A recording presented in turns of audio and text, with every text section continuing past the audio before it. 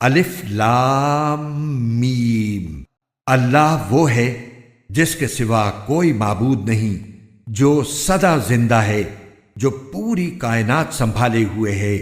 اس نے تم پر وہ کتاب نازل کی ہے جو حق پر مشتمل ہے، جو اپنے سے پہلی کتابوں کی تصدیق کرتی ہے، اور اسی نے تورات اور انجیل اتاری جو اس سے پہلے لوگوں کے لیے مجسم ہدایت بن کر آئی تھیں، اور اسی نے حق و باطل کو پرکھنے کا معیار نازل کیا۔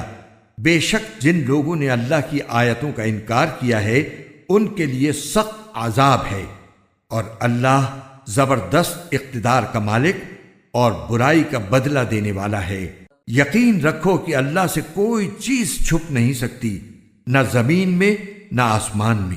وہی ہے جو ماؤں کے پیٹ میں جس طرح چاہتا ہے تمہاری صورتیں بناتا ہے، اس کے سوا کوئی معبود نہیں۔ وہ زبردست اقتدار کا بھی مالک ہے، اعلیٰ درجے کی حکمت کا بھی۔